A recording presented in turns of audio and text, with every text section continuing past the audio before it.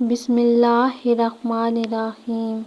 اکثر لوگ گھروں میں پرندے پالنے کا شوق رکھتے ہیں، لیکن آپ میں سے اکثر لوگوں نے یہ سن رکھا ہوگا کہ گھر میں پرندوں کو قید کر کے نہیں رکھنا چاہیے۔ کیا ایسی کوئی حدیث ہے؟ آج کی ویڈیو میں ہم آپ کو بتائیں گے کہ پرندے قید کر کے رکھے جا سکتے ہیں یا نہیں۔ کبوتر گھروں میں رکھنے کے فائدے ہیں یا نقصانات؟ کبوتر کا جنات سے کیا تعلق ہے؟ کبوتر کسی کے لیے بد دعا کب کرتا ہے؟ ایک صحابی نے جب پرندہ قید کیا تو حضور صلی اللہ علیہ وآلہ وسلم نے ان سے کیا فرمایا؟ یہ سب جاننے کے لیے ویڈیو کے ساتھ جڑے رہیے۔ گھروں میں جانور اور پرندے پالنا جائز ہے، لیکن اس کی شرط یہ ہے کہ ان کے دانے اور خوراک والا خیال رکھا جائے، انہیں ہرگز نہ ستایا جائے اور بیمار ہونے کی صورت میں علاج وغیرہ کروایا جائے۔ حضرت انس رضی اللہ تعالیٰ عنہ کے چھوٹے بھائی نے ایک پرندہ پال رکھا تھا۔ جب رسول اللہ صلی اللہ علیہ وآلہ وسلم ان کے ہاں تشریف لاتے تو اس سے کہتے، اے ابو عمیر، ایک پرندے کا کیا کیا؟ وہ بچہ اس پرندے سے کھیلتا تھا۔ یہ حدیث اس بات کی دلیل ہے کہ آپ صلی اللہ علیہ وآلہ وسلم نے پرندے رکھنے سے منع نہیں فرمایا۔ اگر گھر میں پرندہ پالنا منع ہوتا تو آپ صلی اللہ علیہ وآلہ وسلم ضرور انس رضی اللہ تعالیٰ عنہ کے بھائی کو منع فرماتے۔ اسی روایت کی بنیاد پر یہ کہا جاتا ہے کہ گھروں میں پرندوں کا پالنا جائز ہے، لیکن جیسا کہ پہلے بھی بتایا گیا کہ ان کے پالنے کے لیے ضروری ہے کہ پرندوں کی ہر ضرورت کو پورا کیا جائے تاکہ پرندوں کو کسی قسم کی کوئی تکلیف نہ پہنچے۔ رسول اللہ صلی اللہ علیہ وآلہ وسلم نے فرمایا کہ ایک عورت صرف اس لیے جہنم میں گئی کیونکہ اس نے بھوکا پیاسا ایک بلی کو باندھے رکھا، نہ اس کو کھانا دیا، نہ ہی پانی دیا، اور نہ اس کو کھلا چھوڑا کہ وہ خود ہی کچھ کھا سکے۔ اسی طرح کبوتر کو بھی گھر میں پالنے سے منع نہیں کیا گیا، لیکن پرندوں کو ستانا ایک بہت بڑا گناہ ہے، جیسا کہ ابو داؤد شریف میں حضرت عبداللہ بن مسعود رضی اللہ تعالیٰ عنہ کی روایت کردہ ایک حدیث میں کبوتر کا ذکر ہے کہ ایک کبوتر حضور صلی اللہ علیہ وآلہ وسلم کے پاس آیا اور اپنی زبان میں کچھ کہنے لگا۔ جب وہ چپ ہوا تو حضور پاک صلی اللہ علیہ وآلہ وسلم فرمانے لگے کہ میرے کسی صحابی نے اس کبوتر کے گھونسلے سے انڈے اٹھائے ہیں۔ پاس ہی ایک صحابی نے اقرار کیا۔ حضور صلی اللہ علیہ وآلہ وسلم نے انہیں حکم دیا کہ فوراً اس کے انڈے واپس رکھ آئیں۔ دیکھا، پرندوں کو ستانے میں کوئی خیر نہیں ہے، بلکہ الٹا پرندے اپنے ستانے والے کے لیے بد دعا کرتے ہیں۔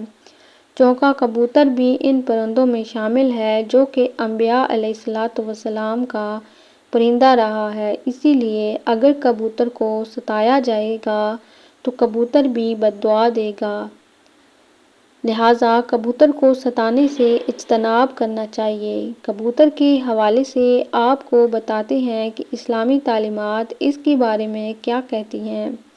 حدیث میں ہے کہ گھریلو کبوتر خدا کو بہت یاد کرتے ہیں، اہل بیت کو دوست رکھتے ہیں اور سابقانہ کو دعا دیتے ہیں کہ اللہ تمہیں برکت دے۔ کسی شخص نے رسول اللہ صلی اللہ علیہ وآلہ وسلم سے تنہائی کی شکایت کی تو آپ صلی اللہ علیہ وآلہ وسلم نے فرمایا کہ ایک جوڑا کبوتر کا پال لے۔ حضرت جعفر فرماتے ہیں کہ کبوتر پیغمبروں کے پرندوں میں سے ہے۔ کبوتر گھر میں رکھو، چونکہ حضرت نوح علیہ السلام نے اس کو پسند کیا ہے، اور وہ دعا دی ہے کہ کسی پرندے پر اتنا پیار نہیں آتا جتنا کبوتر پر آتا ہے۔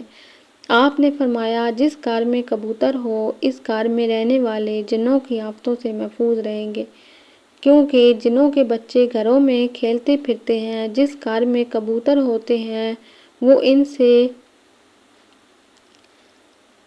مشورے لیتے رہتے ہیں اور آدمی کی طرف متوجہ نہیں ہوتے، اسی طرح ایک روایت میں آتا ہے کہ کبوتر کا جو پر چڑھتا ہے وہ شیطان کی نفرت اور بھاگنے کا سبب ہوتا ہے۔ ان روایت سے یہ بات معلوم ہوئی کہ کبوتر کا گھر میں پالنا بالکل ٹھیک ہے، بلکہ موجب برکت ہے۔ جیسا کہ آپ صلی اللہ علیہ وآلہ وسلم نے صحابہ کو گھر میں کبوتر پالنے کا بولا تو اس سے بات معلوم ہوتی ہے کبوتر پالنے میں خیر ہے۔ کبوتر پالنے کے ساتھ منسلک یہ یاد رہے کہ بعض لوگ شوق سے کبوتر پالتے ہیں۔